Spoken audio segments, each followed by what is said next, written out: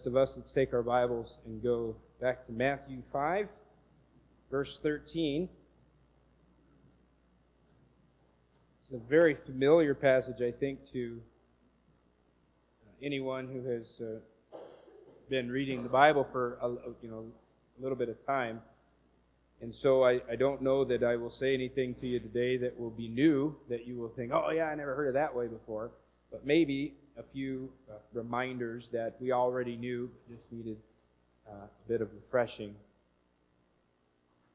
As Cliff read to us this morning from Psalm 34, at verse 8, invites us to experience the goodness of God by tasting it and by seeing it. In our passage today, as we read in Matthew 5, Jesus uses these same two senses, both of taste and sight, to teach his followers about discipleship. And as we saw in the introduction of his sermon last week, Jesus declares the people of the kingdom to be blessed people. But now he's going to take these two metaphors of salt and light and describe these blessed people in another way that will help us to see yet another aspect of what it means to follow Christ. Remember, the whole story or the whole picture of what is happening is the following of Christ. It is directed to his disciples, to those who follow him, and therefore it applies to us in the same way. And he gives these two very familiar and yet at the same time maybe misunderstood, maybe even confused analogies or metaphors concerning what it means to be a disciple of Christ. Let's look at it. In verse number 13, it says, "Ye are the salt of the earth. But if the salt have lost his savor, wherewith shall it be salted? It is thenceforth good for nothing, but to be cast out and to be trodden under foot of men." First, we see here a declaration of what we are. Notice that it does not say that we are to be like salt. In fact, there is not even one command in this first part of the passage. There's no imperative. It's simply a declaration. You are salt. If you are a follower of Christ, if you are a true believer, you are salt. Salt has many distinct qualities. Many preachers and teachers and authors have tried to draw connections between these different qualities and attributes of salt and the Christian life, and trying to help us to understand what it's supposed to be like. And though I think many of them are very applicable and very appropriate, we can't be specifically sure what Jesus actually meant by that, because he doesn't list any of the qualities of salt in this one little passage. Really, it's just one verse, and he goes on and he actually spends more time talking about the light than he does with the salt. But what we want to at least grab what Jesus is his main idea here, his main teaching here. And I think here that Jesus is teaching that Christians are intended to penetrate or to influence and therefore benefit the world around them, just as salt does that. What is salt used for? Well, it's used for a lot of different things, but the main purpose that salt has, or the main function of salt, is to change whatever it comes into contact with. Salt affects things. It brings change to its environment. Things are different when you introduce them to salt. This is how Christians are to live. God wants the world to be affected by his people because we are salt. He does not intend for us to hide out, wait out, and just simply survive until he comes back. I think too often we as Christians believe that as long as we have our holy huddle, as long as we keep our own noses clean, and we hurry up and leave our homes, and we get to church, and we lock the doors, and we shut them off, and we keep the world out, we are pleasing God. And that's exactly the opposite of what Jesus is teaching here. He's saying, you're salt. You're supposed to affect the world around you. You're supposed to influence it and benefit it. Jesus does not also want us to continue living as we are. There's a difference now that we follow Christ. He says, you are salt. God desires for us to bring a difference to our world. Because we are salt, that means then that we have the power to bring change. What's interesting about this little passage here is that the next thing Jesus does is he gives a kind of a hypothetical here. He says, if the salt has lost its savor. Now, actually, this phrase of "have lost his savor" is actually one Greek word that means to become insipid. It means to lose its taste. It means also, very interestingly, it means to become foolish.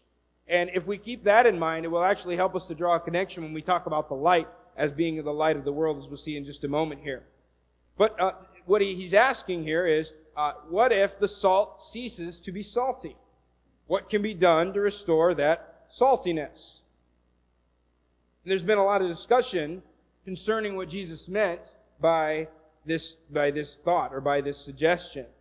Is it even possible for salt to be no longer salt, or for salt to stop being salty? And there's a lot of books have been written on that very topic, and a lot of time and effort and ink has been prepared for just that, for that question and for that thought process. But ultimately here, the issue is not that the salt ceases to become salt. It is that the salt loses its saltiness, or it loses its taste, its savor. Salt loses its savor or taste, not because it stops being salt, but because it has too many impurities mixed in with it. See, during this time, the way that salt was collected, it would just naturally accumulate other minerals, other impurities with the salt. He lived near the Dead Sea, and that would have been a big source for collecting salt for them during that time. And it was natural to have other things such as sand or gypsum to be mixed in with the salt. And because there was so many impurities over time, that salt would eventually lose its savor. It would go bad. And that's why Jesus is explaining here that when the salt loses its savor, you can't use it for anything.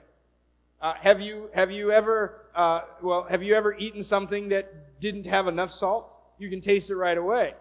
And have you ever accidentally thought you were putting salt on something and you put something else on there? Maybe you put a little sugar on your steak, or you put you thought it was salt, but it doesn't taste like that. And if Jesus is saying here, if this salt loses that taste, if it loses that savoriness, that which makes it brings the flavor out, brings it or preserves it, or whatever it may be, he says when it gets to that point, it's good for nothing. It cannot be restored. It's good for nothing, and it says then it is cast out into the street. We could spend hours considering and discussing and debating questions like, well, can salt lose its saltiness? Or if this is meaning Christians, can a Christian lose whatever that saltiness is? Or what did Jesus mean that the salt is being cast out? And all of those are good questions, and they have a place. But if we focus on the greater issue, the question then becomes, what kind of Christianity has no saltiness? Do I want that type of Christianity? I mean, what good is a type of Christianity, a type of what the world would call religion, that has no salt? It has no saltiness. It's bland. It's flavorless. Do I want that? Would anybody else want that type of Christianity? Jesus said that salt that is without taste is thrown out into the street, and the reason is because not that it ceased to be salt, but the salt ceased to be what it's supposed to be. And I can't help but wonder here if that maybe describes why many people want nothing to do with Christianity, maybe why they want nothing to do with religion at all, because they have seen too many who claim to be Christians, they claim to be followers of Christ, yet there is no saltiness, there's no savor in their behavior, and the people that see that and witness that say, I see nothing good in that. It's good for nothing. I mean, it's a waste of your time. It's a waste of my time. It's offensive. It's bland. It's boring, and we shun that away, much like those who would have thrown it out into the street. And I can't help but wonder if this is not why, because Christians have ceased to be salty. Christ has made us the salt of the earth. And by doing so, He made it possible for that salt, for us to have whatever qualities we need to be savory. To be both useful to the kingdom of God, first and foremost. God makes us who He's made us to be for His glory and for His benefit. And so He gives us, the salt, whatever qualities, whatever preservatives we need, attributes that we need to be that type of salt, that good salt, to benefit his kingdom, but also benefit the world. And that's where he's going there as he talks about discipleship. The question is, why would we want to have it any other way? Would that be an option even? Or do I say, no, I want that salt. I don't have to go and figure out how to be salty. God makes us that way. It's when we allow other things in that kind of hinder that effectiveness. If I take a bucket of salt and I pour in a bucket of sand with it, there's still salt there. But it's not going to taste very good on your eggs. It's not going to taste very good at all, and it's not going to do as good a job as it should do because, not because it's not salt, but because it's not pure. It's not, it's been introduced to a pollutant. Then he gives some more, another metaphor here, and he gives it with light. Second metaphor says here, you are the light of the world, verse 14. And then he slips in this other picture. He's painting these word pictures for us. And the next sentence there doesn't really have anything specifically to do with light. Now, I know you can see why light would have something to do with it as we develop the illustration there. But he slips one illustration inside another to really drive home what he's trying to get across to the listener. You're the light of the world. A city that is set on a hill cannot be hid. Neither do men light a candle and put it under a bushel or a basket, but on a candlestick, and it giveth light unto all that are in the house. Let your light so shine before men. Here's the first imperative in the whole passage. Actually, in the whole chapter, this is only the second command. The first one we read was to rejoice. Right after we found out we were persecuted, he says, rejoice, be exceeding glad. And now he says, let your light shine before men. Why? That they may see your good works and glorify your Father, which is in heaven. Now, we've already seen that light is used to describe the Messiah's mission. Back in Matthew 4:16, it was a prophecy that was fulfilled that Messiah would bring light to those who sit in the darkness. There's some verses in your notes there that we won't take time to look at all of them, but I would encourage you to look at each one of them later on. But John here told us in John 1:9 that Jesus is the true light. And that light once invaded our darkness and shined the light of the gospel on our hearts. And now Jesus calls us into the light and has made us to be His lights in a darkened world. So our mission is very, very close to what the Messiah's mission was. His goal or His mission was to go in, invade a darkened world, and to shine light. He did that on our hearts. He did that to us. We all sat in darkness, and the Messiah, Christ, came and He shined a light in our hearts. And then, not only did He leave it like that, He gave us that same light, and He tells us to go into the darkness and do the same, and to continue. Because none of us were directly led to Christ by Jesus Himself. We've never met Jesus, but through His disciples, through the years, down through the years, that light has reached us. And it's not intended to stop with us. We then go into the rest of the world, and we share that light. We carry the light to the extents of the world. But notice here that the savor of the salt and the brightness of the light doesn't come from me. Because in and of myself, I'm no different than anyone else sitting in darkness. What is it about me, or what is it about you that we would think, well, yeah, there's a reason Jesus picked me, because look, because I'm so much better than. But really, there's nothing better about me than anyone else who what we would call an unbeliever, an unsaved person. We're nothing different than they are, but the light has reached us. And that's the light that we carry. It's not that I'm bringing my winning personality to the world and winning them over to me.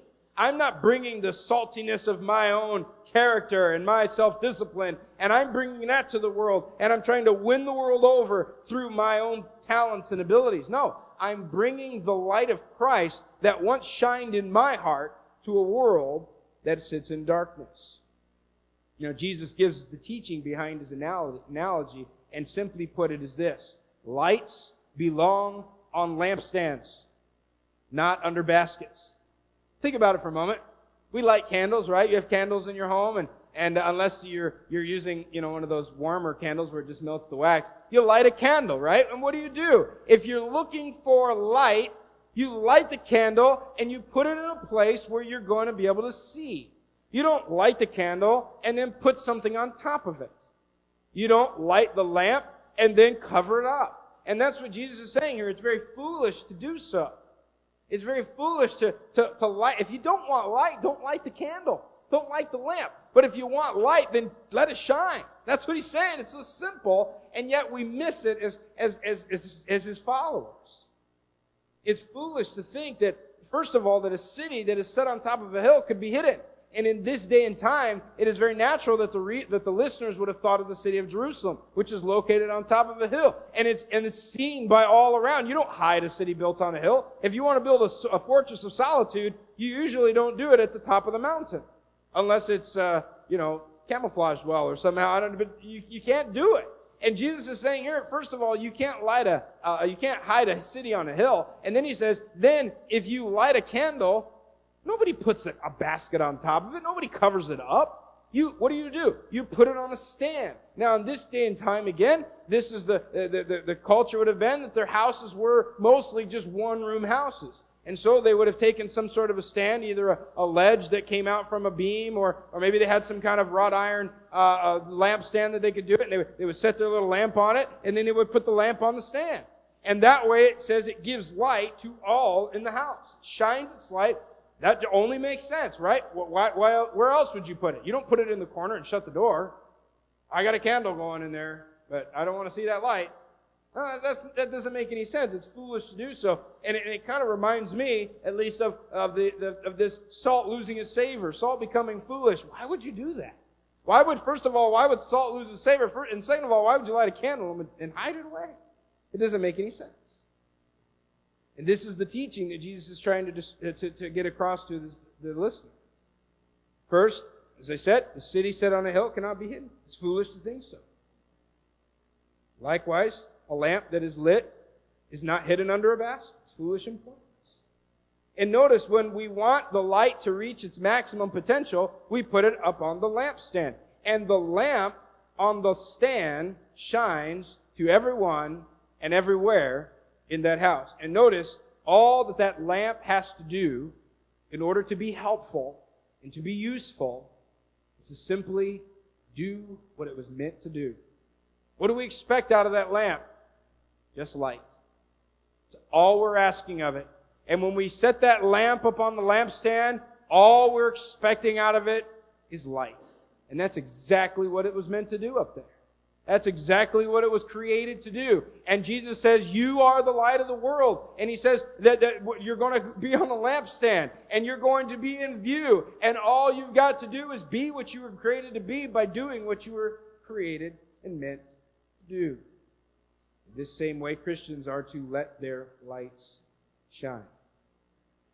This, as I said, this is the first command that we read in the section. Jesus says to let your light so shine so that others, those on whom you shine the light, will see it and give glory.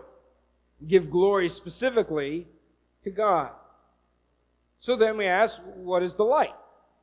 What is this light that I'm supposed to be shining? What are these people seeing with the light? If I'm supposed to let the light shine, all right, let's walk out of here and let our light shine. How do I do that? Well, Jesus explains it. He says that they may see what? Good works. They see your good works. That is how the light is illuminating the world, by good works. Now, this is not a self-righteous, legalistic, or even an ostentatious display of public works so that you look at me and think, wow, what a God. And you're not supposed to go and do the good works that you do so that we look at you and think, man, I want to be like him when I grow up. That's not the point of it. He says here that they may see your good works and glorify your Father, which is in heaven. We don't do the good works to earn the merit of God. We're not trying to earn our salvation. We're not trying to earn the praise of men. The good works that I do and the good works that you do should be done for the very purpose for which we were created, to glorify God. Go all the way back to the Garden of Eden when it was just Adam and Eve. There was no sin. There was no death. There was no suffering. There was one purpose, to glorify God. And that same purpose has still continued to this day. go all the way to the end when we're in heaven and we're with the Father and there is no more sin once again. There is no more death once again. There's no more suffering. There is no more any of this world. The negative things of this world are gone, and we are in heaven. And what is our sole purpose there? To glorify God. And the beginning and the end is exactly the same, and everything in the middle is the same. Now, it's a little bit more difficult to do that because we live in a body of flesh. We live in a body of sin, and we have a sin nature that fights against that, and we don't do that to the fullest extent. But as the Spirit leads us and guides us and grows us and shows us how to live, how we're supposed to, that ought to be the main focus of our life. Every day, everything you do ought to be for that purpose, to bring honor and glory to God.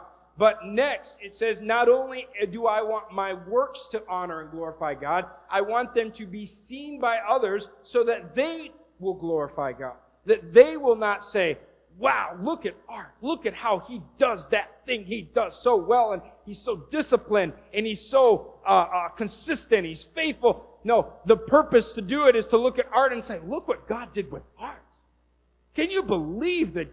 I mean, we're talking about Art. And if you know anything about Art, then you know that God did this. And it's bringing God glory to through my good works. And I'm not looking for a pat on the back. I'm not looking for the applause. I'm looking for those accolades from men. I'm looking for you to see my good works and then say, God, hey, look what you did with that guy.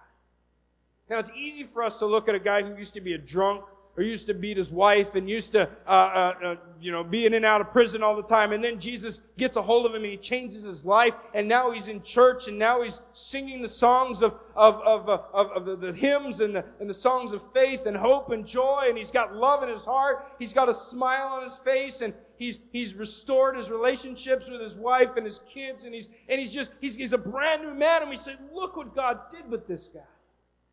But it's not just for that kind of guy. It's for you too. It's for us. It's for the people that don't have that horrible opposite ending. We don't have that horrible backstory. We grew up in church.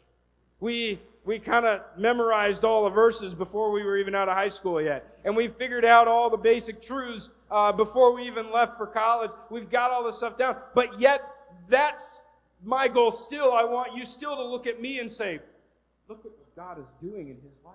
It's that growth. How can you do what you're doing? How can you live this way? How can you respond to tragedy this way? Or how can you put up with this like you do? I deal with the same stuff you do, but I just can't handle it. It's just too much. It just ruins my day. But you, for whatever reason, what is it about you? And it gives me an opportunity to say, well, I'm just a better person than you. No, you don't say that. You don't say, well, I meditate every day, and I have all these self-help things that I do that really help me respond. No, you say, God does this. The Holy Spirit does something in my life, and let me tell you how I get through the day differently than other people do. And it's not because I'm a better person. Make sure you understand that right away. There's nothing different about me than you. There's nothing better about me than you. The only thing that happened to me that's good, that's different, is that I met Christ. I met someone who did all of this for me and through me. Let me tell you about it. And it's an opportunity to bring God the glory for what He's done. That is the goal of my good works. This is the motivation that governs our behavior and our attitude for doing it. Again, we're not trying to get men to praise us. We're getting men to praise God. The goal is for others to be influenced by my behavior. Turn to God just as I have. It is so that others will see the light of Christ in my actions and lead them to glorify God. And this is the message for today. This is the message for every day. This is the message for Monday morning when you wake up. This is the message all week long. This is the message that we don't walk out of here and say, all right, well, we got that passage done. Let's move on to the next passage. Really, this passage is going to start the rest of the Sermon on the Mount. Jesus is going to continue talking about specific good works. He's going to talk about the famous, you have said before this way, but I say unto you this way. And he's going to take religion and move it from the outward into the inward. And he's going to raise the bar, if you will. But all of that is because you are light. and you're going to let your good works shine before men. And then He's going to give us, here's some good works that you're going to let shine before men. You're not going to just not commit adultery. You're not even going to look on a woman and lust in your heart. You're not just going to not murder your brother. You're not even going to hate him. And you're not even going to just go 1 mile. You're going to go 2. And when someone spites you on the cheek, you're going to turn the other cheek. And these are all the good deeds so that people say, how can you do that? What in the world? I mean, that's not natural. And you say, I know. Believe me, I know. I wouldn't be doing this had not Christ changed who I am. And that's the message for today. Our classrooms at school ought to be different because we are light, because we are there. Your workplace, the little workstation you have, maybe you have an office, or maybe you just have a little cubby, or maybe you just stand at a table at an assembly line, or maybe you sit on a little stool and you reach under cows. I don't know what you do all day, but that place ought to be different because you're there, because you are light, because you are salt. Our homes should all be influenced by our presence as the light of the world. Your workplace, the job, the grocery store when you visit it, the Walmart, wherever you go, it ought to be different when you're there. As different as when I bring a light into a darkened room, it immediately changes. And when I walk out and I go somewhere else, that place immediately changes. It's walking around. You know when the power goes out and we light a candle, but usually you keep that candle with you. We never remember where our candles are until the power goes out. And they're like, where's that flashlight again? Where's that candle? We have to figure it out. And then what do? We keep it with us the whole time. Because we want that room to be lit as we go somewhere. And we're following that light wherever it may go. And that's what Jesus intends for us to be right now. He intends for us to be a difference in the world around us. Our town should be affected because of the light that lives there. The school should be different because of the light that attends them. This church should be a lighthouse because of the people who attend it. That means there must be something different about us. Now, it doesn't mean that we're supposed to be weird, okay? There's a verse in 1 Peter, and it says that we are a peculiar people. It does not mean what you think it means. It does not mean act strange. It does not mean be odd. And everyone go, he's peculiar. No. It doesn't mean that at all. It means something totally different than that. But what Jesus is trying to teach us here is that we are different. Not as in everyone else is normal and I'm a weirdo. It's as different as light is from darkness. Does everyone look at light and go, that is weird? No, what do we do? What do we do when we go camping? What's like the main thing you got to have when you go camping? You got to have a campfire. And what do we do once we've lit that campfire? Get our little chair, and we sit, and we look at it. Just look at it. You get a stick, play with it. Right? And then you fling it around if you're a kid. You get a marshmallow, and you hold it over that, or you get a hot dog, or whatever. And we build the whole center of camping is that fire. The tent is near the fire. The food is near the fire. Everything happens by the fire. That's the way that life ought to be. We are the light. We bring that light, that illumination in a different way and say, not that we're weird, but that we are so different from the darkness. It's obvious that we're different. We are simply different because we are light in the darkness. Both salt and light are influencers. They change the world around them. And we're supposed to be like that. Both salt and light never stop being salt or light. Light never stops being light. You either turn it on or turn it off, but it's always light. But it can be covered up. Salt never stops being salt. It can maybe lose its savoriness. It can lose its taste, but it's still salt. It's just polluted. And I wonder if that describes how many people who call themselves Christians have kind of found themselves to be. We're salt, but we've had so many other outside influences kind of tone that effectiveness down. We're light of the world, but we have kind of put a basket on that. Just something to really tone that down a little bit. That ought not be the way we live. Still salt, it's just not being what it's supposed to be. It's still light, it's just not doing what it was meant to do. Dietrich Bonhoeffer wrote this about discipleship. He said, discipleship is as visible as light in the night, as a mountain in the flatlands. To flee into invisibility is to deny the call. Any community of Jesus which wants to be invisible is no longer a community that follows Him. This is stuck with me all week. Because I'm not what you call an extrovert. Some of you are. I am. Now, when you say introvert, we normally, if you're not really familiar with the terms, then you think, oh, he's shy. I'm not shy. I'm just don't like putting myself out there. All right? I'm not the guy that tries to strike up a conversation with the cashier as I'm checking out. Want my stuff? I prefer self-checkout. Is there anybody like that? You prefer self-checkout? Simply because I don't want to talk to anybody. Okay? If you're the other person, my wife says, I don't want to do self-checkout. She wants to be there. She wants to haggle. Really is what she wants to do. Excuse me, I have a $1 off coupon, 30 cents savings here, and she'll haggle with it. And I just, keep the $100. I don't want to deal with this. Let's just go home. But this has been with me all week, because here's the thing. I'm going to be transparent with you.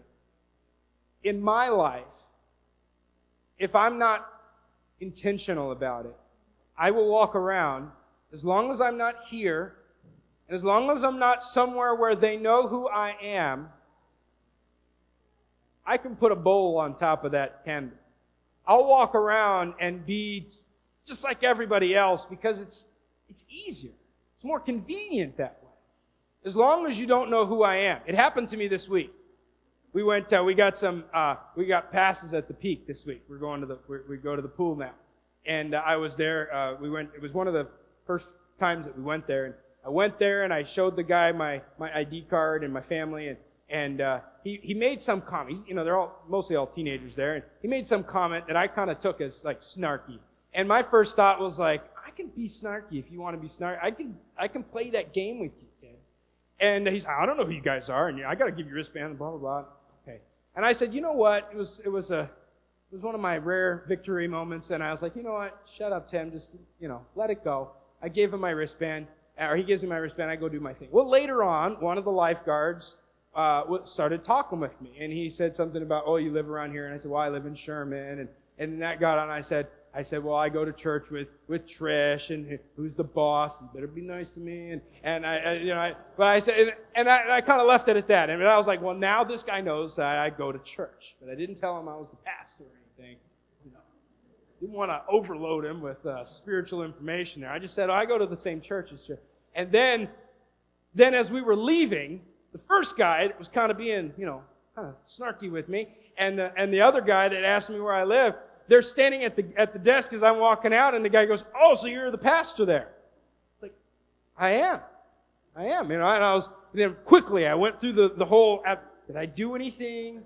Did I say anything? And the first thing that came to my mind was, I am so glad that I was not a jerk to that guy. Because now he knows, and he goes, oh, what church are you the pastor of? And I said, well, the one in Sherman. He goes, which one? I said, the Baptist church in Sherman. He goes, oh, so you took over for Pastor Sears. I did. He goes, and he started listing several of you. So I'm very good friends with so-and-so and so-and-so and so-and-so. And he told me his name. I was like, oh, I recognize that name. I did not know, I didn't know you. And the whole time he's talking to me, I'm thinking, I am so glad I was not a jerk to that guy. Because now he knows that I'm supposed to be nice. And now he knows that I'm supposed to be kind. But see, that attitude is the completely wrong attitude to have as a Christian. We walk around as Christians saying, as long as you don't know, I can be a jerk. As long as you don't know that I'm a Christian, I can say whatever I want. I can do whatever I want. We see it a lot of times on the road, right? So I be a jerk. Won't speed up and go around him, and we're getting right on his tail, and finally we get over the lane, we get a chance, and we zoom up, and we look over, and it's someone we know. What's even worse, and I fear this every time I'm coming down the road to Sherman. It's usually coming from Jamestown this way. There's always someone slow. And it's like, it's not that, you don't need to go 45 on the expressway when there's no snow on the road. But there's always someone like that. And as I get close, I'm always reminded, you better not be tailing anybody. Because it always happens, as soon as I tail that person, they turn off insurance. And there's only like 6 people that live, it feels like everybody knows that's his car, that's who that is. And I tell you what, it scares me, and it makes me a better driver to live in a small town. Because I know that my poor driving is somehow going to be attributed with not being a good Christian. And people are going to say, isn't that, it happened to me once, I was coming down whatever this main street is, getting off the freeway, and I was coming down right past Martha's house. And some guy thought I was going too fast. And I wasn't. I looked at my speedometer. I was not going too fast. But he got out and he started shaking his fist at me, slow down. I thought, well, this is not good. He turned left just as I turned left on Main Street. It's like, well, this is not good, too. I thought, you know what I'm going to do? I'm not turning right on Church Street and doing it. I'm not doing that. I went straight because he turned right on Church Street. I was like, no, because then you're going to see me pull into my driveway, and then you're going to know why. I kept going straight, and I went down a little, and I turned around and came back when it was safe, and I got in. Well, that's how we act. And you laugh at me and say, oh, yeah, that's good. You do the same thing, okay? We act as if we act one way when we think we're anonymous. When they think we're not Christians, as long as they don't know, I didn't really say anything to be a jerk, or I didn't say anything that was not Christian, but as long as you don't know, and then as soon as they know that I am a Christian, it's like we punch in now. Okay, yeah, I am a Christian, and now I got to act a certain way, and now I got to make sure I don't say these things, and I got to make sure I don't do these things, and I do these things, and I say these things, and all I say, that's not how it's supposed to be. Light isn't light only when you recognize it as light. Light's light all the time. Did I confuse you with that statement? Light is always light whether or not you recognize it or not. It's always going. It's always on. And as Christians, we need to be light wherever and whenever we go. And this thought has really just stuck with me all week as I'm going places. I need to be intentional about being light wherever I go. And if that means stepping a little bit outside of that awkwardness and being a little bit uncomfortable and talking to people sometimes when I don't really want to, and I'd rather just kind of go through self-checkout and do my thing. And it's so much opposite of what Christ is intended for us to be. We've got to be the light. And not just when we decide to be the light. Because really, we already are the light. We've got to start behaving as if we are the light. We must start going into our workplace knowing whether or not they know I'm a Christian, I'm going to be different. Whether or not when I go to Walmart, whether or not the cashier gives a flip that I'm a Christian. Who cares if you're a Christian? And I'm not saying I got to walk around and say, hey, everybody, I'm a Christian. Just want to let you know I'm here now. Things are going to be different. But the way that I walk in, the way that I conduct myself, the way that I carry myself ought to be different. And so that when it comes out, oh yeah, he's a Christian, people say, well yeah, I thought something was different about him. Or maybe they give an opportunity to say, why are you so different? Why is this not the same way as everybody else? Why do you handle this differently than I do? I can say, well, let me explain to you why. And I have an opportunity. And now I have a pattern of good behavior that backs up what I'm about to say to you. Because if you've ever tried to share your faith with someone who has no idea who you are, or maybe they have some idea of who you are and they're not impressed, they say, you know what? I'm turning that off. That and that are the same. You want me to be that? I don't want anything to do with it.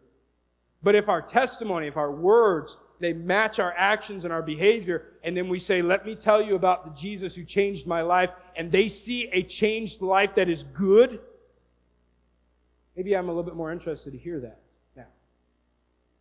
This is what Christ commands us to do. Let your light so shine. And as we see Jesus beginning his sermon, we saw that his followers are blessed. Now we see that these blessed people are meant to be a blessing.